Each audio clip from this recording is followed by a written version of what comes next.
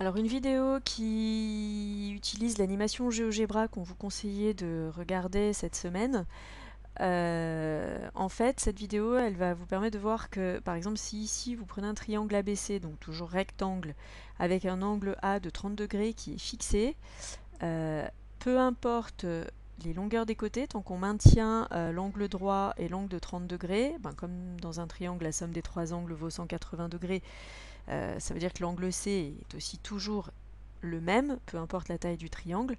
On a en fait tout un tas de triangles semblables. Et donc dans des triangles semblables, on sait que les longueurs sont proportionnelles entre elles, les longueurs des côtés. Et du coup, ça veut dire que vous avez utilisé déjà le théorème de Thalès qui expliquait justement que si on passe de ce triangle par exemple à celui-ci, les rapports des longueurs du petit triangle et du grand triangle sont proportionnels entre elles.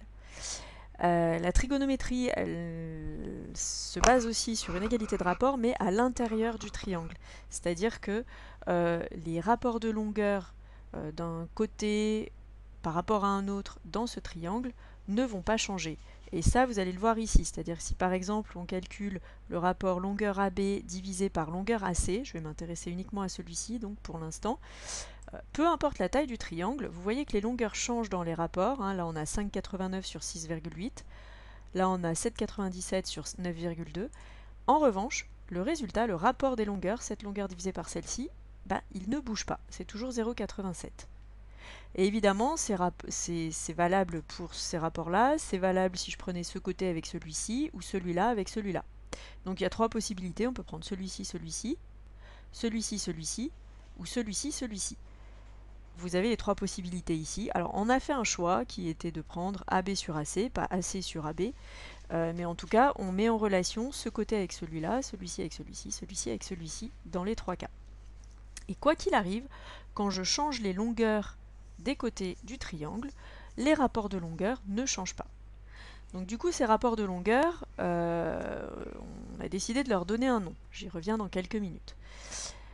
Par contre, si jamais je me mets à changer la mesure de l'angle A ici, regardez bien ce qui va se passer sur les rapports de longueur. Si je décide de placer un angle A cette fois-ci à peu près à 20 degrés, et bien cette fois-ci, les rapports ont changé.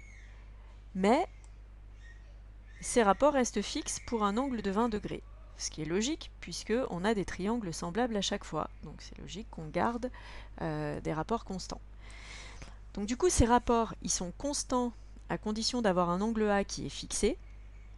Donc on a décidé, ils vont changer si on change la mesure de l'angle A. Donc on a décidé de leur donner un nom qui allait dépendre finalement de l'angle A, puisque ces rapports dépendent de l'angle A. Pour celui-ci, qui correspond à AB sur AC, donc qui est le côté adjacent à l'angle A d'après ce qu'on a vu dans les exercices précédents, divisé par l'hypoténuse, on a décidé qu'on l'appellerait cosinus de l'angle A. Ce rapport-là, qui correspond donc au côté opposé à l'angle A, divisé par l'hypoténuse, on a décidé qu'on l'appellerait le sinus de l'angle A. Et le dernier rapport, qui correspond donc à BC, côté opposé à l'angle A sur hypoténuse, on l'appelle tangente de l'angle A. Donc ici, on va dire par exemple que tangente de 26 degrés, c'est à peu près 0,49. Et ça reste fixe, ça ne dépend que de l'angle de 26 degrés, ça ne change pas dans les triangles. Sinus de 26 degrés, c'est 0,44 environ. Et cosinus de 26 degrés, c'est environ 0,9. Si je me positionne à une mesure de 44 degrés, j'obtiens pour cosinus de l'angle de 44 degrés cette valeur, sinus de l'angle de 44 degrés cette valeur, et tangente de l'angle de 44 degrés cette valeur-là.